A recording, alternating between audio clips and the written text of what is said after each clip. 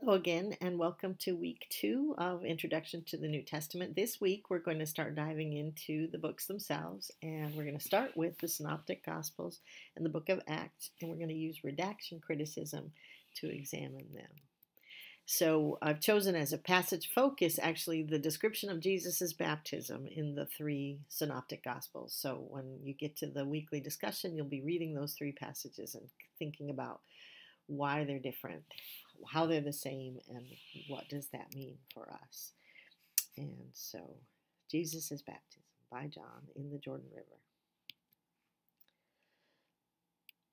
The Synoptic Gospels, Matthew, Mark, and Luke, they're called synoptic because synoptic, the word means sort of same eye. They tend to take a common view of the story of Jesus. And De Silva will talk about actually that Mark was probably the original gospel, and Matthew and Luke build on Mark to come up with their stories of Jesus. So they have a lot of the same stories, kind of the same order of the action occurs in. But there are also striking differences, and so each Matthew, Mark, and Luke each have a different perspective and some important emphases they're trying to get across, and that's what our work will help us see. Acts is included in this section because it's actually thought to be volume 2 of the Gospel of Luke. So we won't have a chance to delve into Acts, but you'll read about it, and as I said, if you have questions or things you want to talk about regarding Acts, you can post those in the additional questions and comments forum.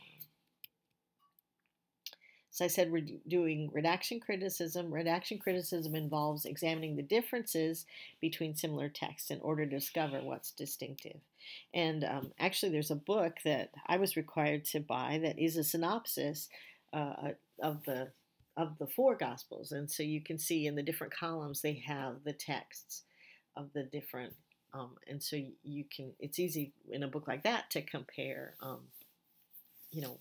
what did Mark say that Matthew expanded on, or what did Luke leave out, and then the Gospel of John, of course, is very different. And so, but this method highlights differences, and that helps us to see what's important to the author of the Gospel. They're all telling the story of Jesus, but they do tell it in distinctive ways. So our assignment for week 2, again, we're going to read about Jesus' baptism in the 3 Synoptic Gospels. De Silva's given you background about them. And as you read the 3 accounts, think about how they're similar and how they're different.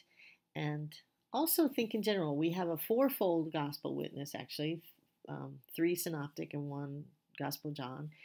And how does this benefit us? And does it cause any difficulties? So keep those questions in mind as you read De Silva and Matthew, Mark, and Luke, and then discuss in the forum. Good luck.